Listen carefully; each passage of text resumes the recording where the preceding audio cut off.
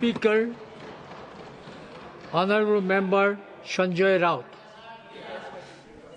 Thank you very much sir. ये immigration and foreigner जो bill है, जब ये टेबल किया गया तो हमारे गृह मंत्री जी ने कहा कि ये देश धर्मशाला नहीं है और हम धर्मशाला नहीं बनने देंगे। ये देश को धर्मशाला बनाना किसी का मकसद भी नहीं है और कोई बनने भी नहीं देगा।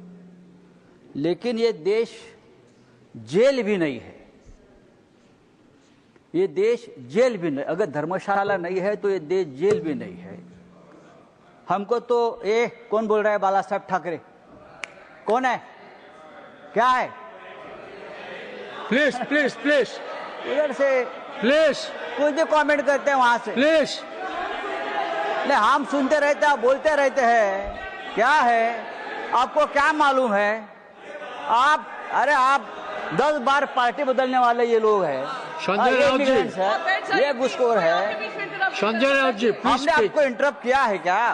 प्लीज प्लीज नहीं, सब कमेंट्री रोको। मेरा टाइम अभी शुरू हो गया। तो 10 साल से ये देश के लोगों को एक तरह से जेल में रखा गया है। लेकिन अब जो विदेश से लोग आएंगे वैलिड पासपोर्ट पर, वैलिड वीजा पर, उनको भी शायद ये कानून जेल में रखना चाहता है। हर जिस तरह से कंडीशंस लगा दिए हैं, जिस तरह से उनके ऊपर फोर्सफुली बहुत से एक्ट लगा दिए हैं, तो यहां लोग धीरे धीरे टूरिस्ट भी आना बंद करेंगे। इस प्रकार के कठोर कानून यहां लगाए गए। सर, प्रेसिडेंट ट्रंप ने, हाँ ये कानून चाहिए। हम नहीं चाहते कि देश में कोई इलीगल तरीके से रहे, चाहे बांग्लादेशी हो, चाहे रोहिंग्या हो, चाहे अमेरिकन हो, चाहे यूरोपियन हो।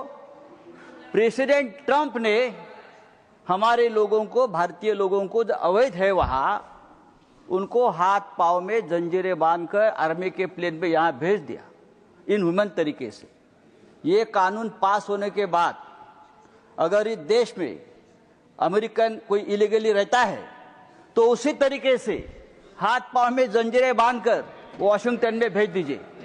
ये आपका कानून रहेगा और ये करना जरूर है तो आपका कानून है।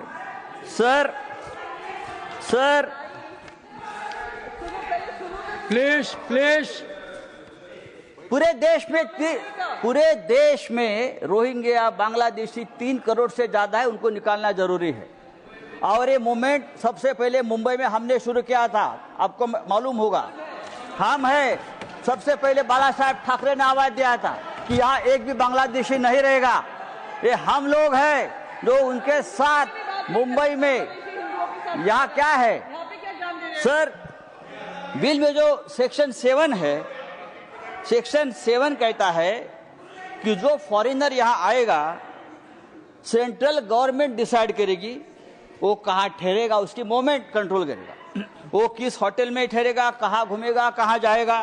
अगर कोई म्यूजिशियन है, कोई आर्टिस्ट है, कोई सोशल एक्टिविस्ट है, कोई डिप्लोमेट है, तो गवर्नमेंट डिसाइड करेगी।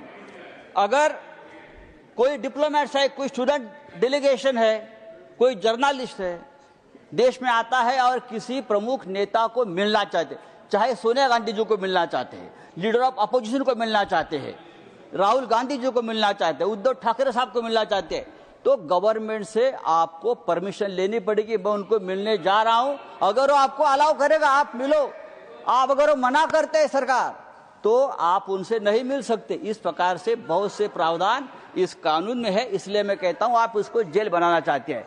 देखो, इस देश में जो टेररिस्ट आए हैं, इस देश में जो इलीगल लोग आए हैं, वो वैलिड पासपोर्ट पर नहीं आए। कसाब जैसे लोग आए, वो यहाँ पासपोर्ट लेकर नहीं आए।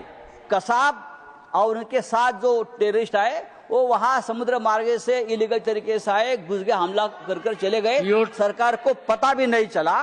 तो ये सब रोकने के लिए कानून की जरूरत, कानून पहले भी थे, आज अगर हम कानून और मजबूत बनाना चाहते हैं तो बनाइए।